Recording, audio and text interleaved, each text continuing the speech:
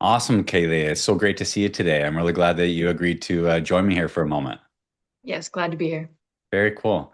Well, I guess first and foremost, I would just be really curious to kind of circle back to our first conversation and check in with you to hear what it was that you were experiencing at the time, or what was it that made you want to invest in a coach? Yeah, at the time, looking back, I just felt like I kind of hit a plateau, maybe in life, maybe in business, all the things, and was mostly looking for like accountability, but I didn't know exactly what kind or what would come of the coaching. I was just like, maybe if I instead of just digesting all the free stuff on the internet, but I'm like, just pay for it, then I'll commit. Like, I'm not going to not go if I actually pay for it. So, yeah, my expectations were just like accountability, just looking for an accountability key. Very cool. You know, it's Mhm. interesting because we live in this like world of information these days, where we have more access to information and ideas than almost ever before. And with a click of a button, it's like you can have all of the answers to all of your questions. Okay. But it's almost like too much.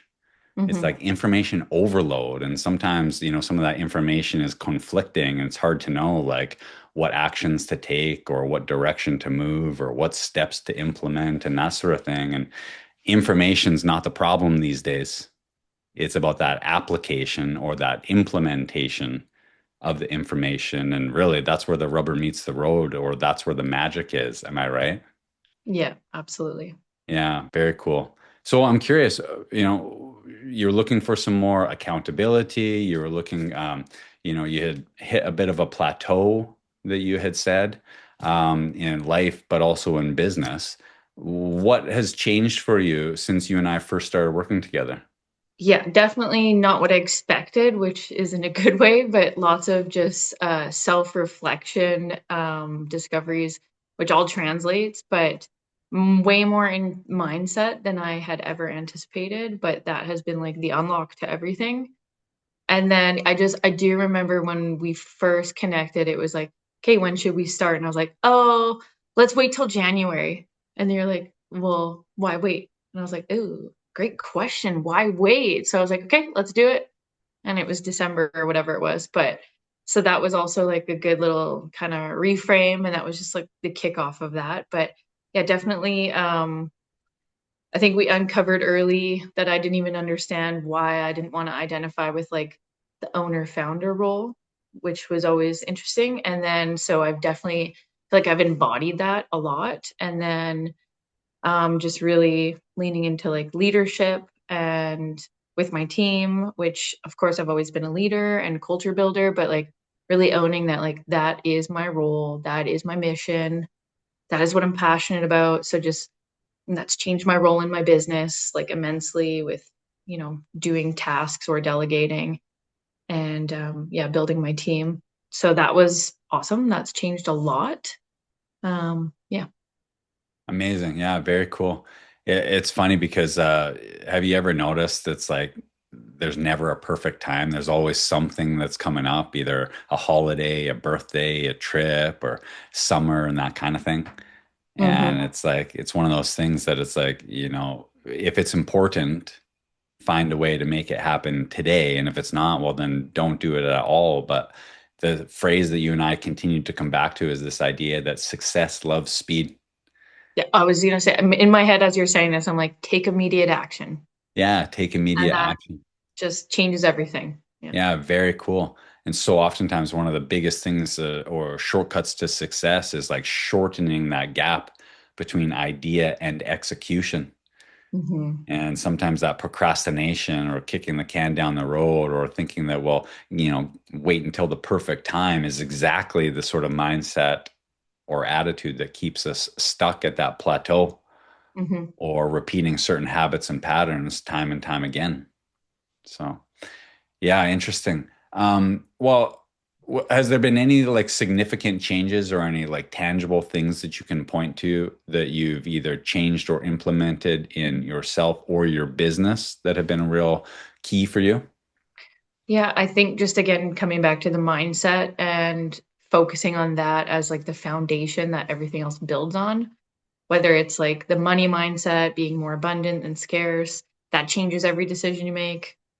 And yeah, just daily journaling, all of these foundations that, yes, again, millions of tips online, but like one says to do this, one says to do that. So just having like an actual like pathway to follow in the foundation and then just building everything else. But yeah, my sort of mantra of take immediate action, like I am like I can be so much more relentless than I feel like I was before. When I want something, I just do it and do it and do it until it happens. Or I feel like I don't know if it's again the mindset of like opportunities are everywhere.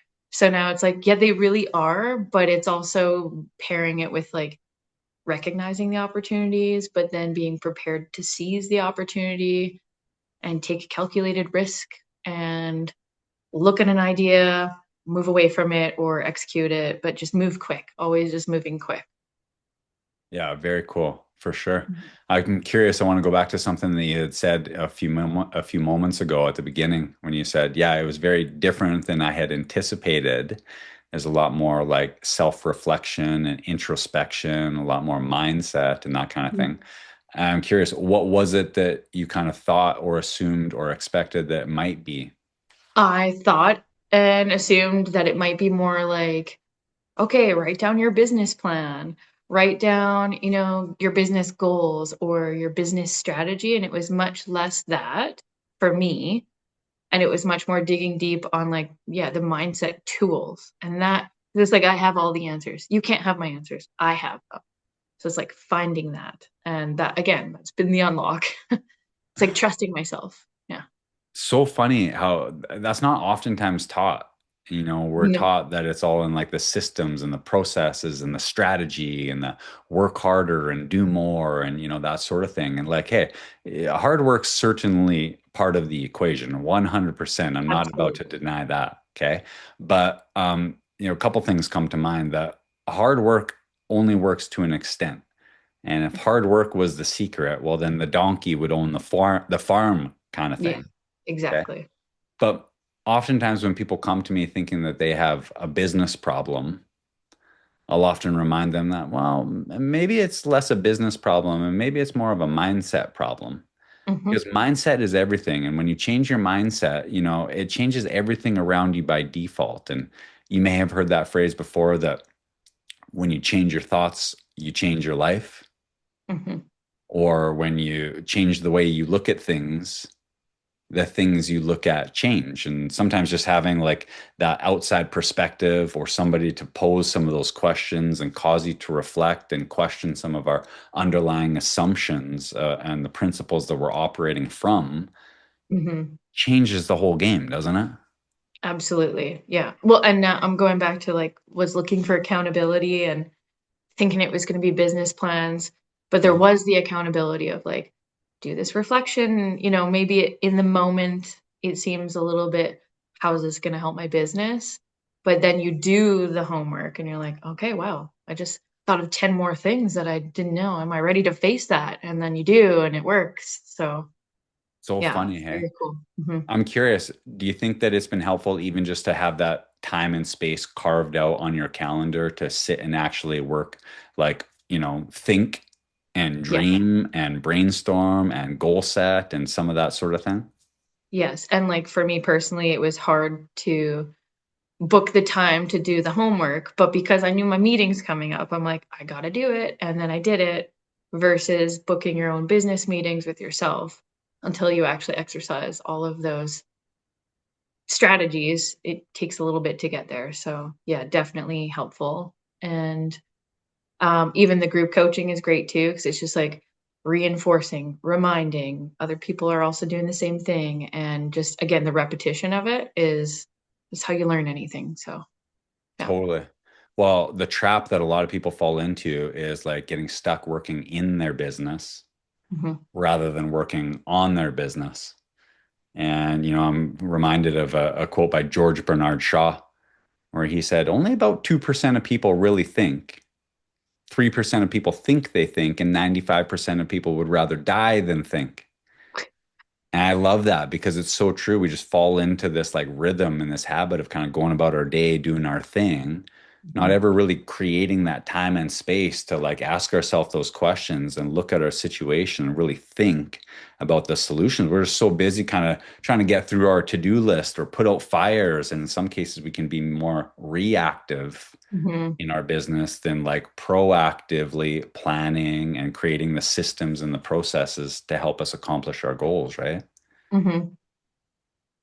I understand your business has changed quite a bit in the last little Yes. while. Can you tell us a little bit about some of the changes that you've implemented?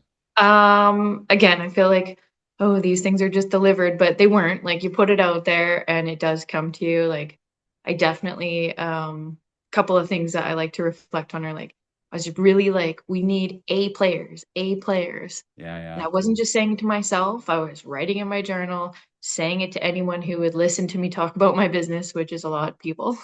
Yeah, cool. And then, to a player, in my opinion, designers called me and asked to, come work with us. And I'm like, I didn't even have to find them. They found us. And then also just like, really pushing the culture that we believe in. And like it is loud, like other people understand what we're doing there. So then we're attracting more people who want that for them too. So that part was really cool. And then yeah, definitely moving to abundance versus scarcity, like in a service industry where you are pitching high ticket, low ticket packages or prices and just knowing that like, okay, if it's not aligned, we just we pitch it and if it doesn't work, fine, we're moving on to the next.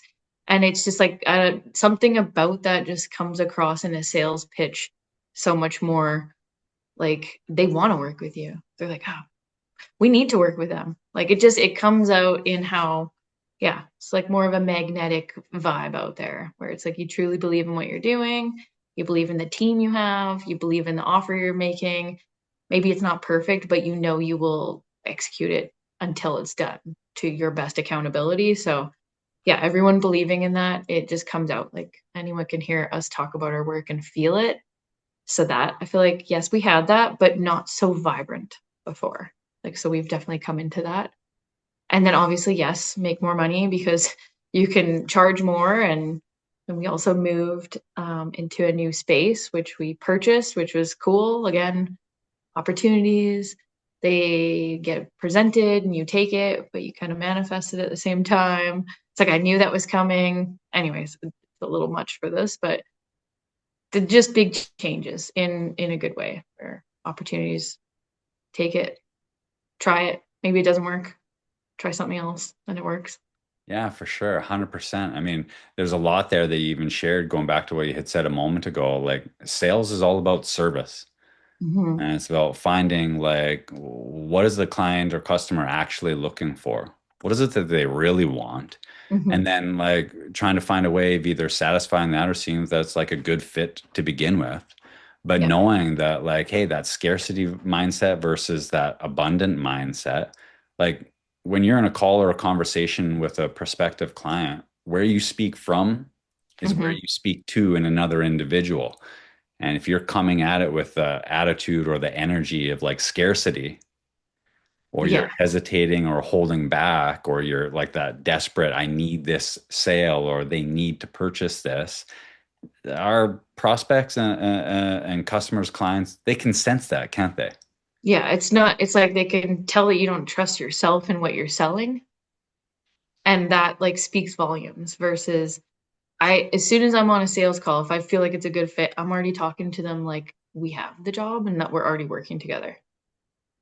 And it's very rare that we get to a point where I'm talking like that and it doesn't change, like it doesn't convert. So yeah, Amazing. yeah. So you mentioned something a few moments ago about like stepping into that role as like the CEO or the founder or the owner. Hmm. Why was that so important? And what was it that you were experiencing before that? What do you think stopped you from doing that in the past? In a nutshell, I think I just didn't want to have myself on a pedestal above everybody else on the team, even though that's not what that means. It just was my belief that just what I see, it's what I thought of as a child, or so stuff we uncover, and then it's like, oh, that is not that. Not every CEO is just someone who's sitting at home while everyone else does all the work and they make all the money. It doesn't have to be that way. It's whatever you want it to be. So just owning that and then taking on, like reframing it to my mind being like, the CEO role is to guide everybody and lead everybody. And they're following and working and trusting that you're steering the ship and they are working hard because they believe it. But you Sure. have to believe it yourself first. Yeah, That totally. is the better role for you. Like that is the role you're meant to be in.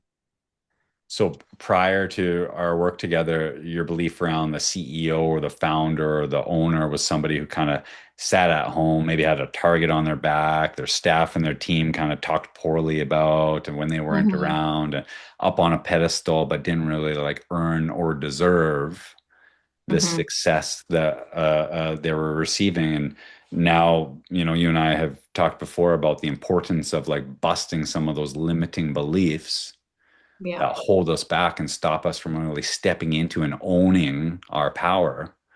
You see that CEO in that role as now like the visionary, the creator, the person who's like collaborating and bringing people together and like directing that like flow right in there, doing the work with them, but a Yeah. much more like involved and enjoyable experience. Am I right?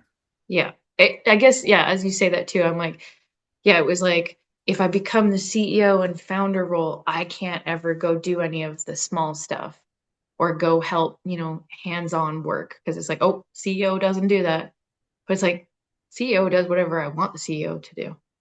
That's the best part. So yeah, I will still do the dishes if I worked in a restaurant, or owned a restaurant. Like, why not? I'll do whatever needs to be done that day for the team and with the team. But the goal is to have better systems that I don't have to go do that, but I will. And that's what feels so true to me. Yeah, that's cool. Hmm. And when you look at those two options, it's like I was going to ask you, like, which one feels better? The like old beliefs around how a CEO operates, and the way that that's keeping you showing up in your business, or the new way that it's like sounds to me to be much more empowering and positive. But which one feels better for you? Definitely the new one. And now I own that. Like that is now me. And I feel great about it. Amazing. Very Mhm. cool. That's awesome. Um, so I'd be curious to know, do you have any either advice or suggestions or tips, things that you would share with people who are maybe considering investing in a coach or on the fence about coaching? I would just say, whatever the price is for coaching, it might sticker shock you at first because you've never paid for it. But like my own service, it's the same thing, but it will pay. It will pay if you do the work. And yeah, I could never go back now. So, but yeah, I just think there's lots of value and it's also a commitment to yourself. Like you're investing in yourself. You're not just buying a product. You're investing in something that changes your mindset that isn't just for business, it's for life, it's for family, and it's for yourself. So, yeah, I think, what are you waiting for? Yeah, Amazing. Very cool. Well, I just want to take a moment while I have you here and acknowledge you for thanks. showing up, being consistent, and doing the work. And the reason I say that is because, I mean, it would be easy to take the path of least resistance and for people to just keep on doing what they've always done. And I Hmm. know that sometimes when starting something new or investing in coaching, there can be a little bit of some insecurity, a little bit of uncertainty, a little bit of Hmm. unfamiliarity. Okay. And it takes real courage to step into that. And not only that, but to continually do that on a week to week basis. But, it's been amazing. It's been an honor and a privilege to see the time and the energy, the effort, and the growth that has come of it. And I'm really pleased to see that for you. I'm really happy and excited for you. And I'm also, like I said, it's a privilege to be a small part of that in your life and your journey there too. Yeah, that's appreciated. Cool. Very cool. Well, thank you so much for meeting with me today, Kaylee. Yes, thank you as well. Talk soon.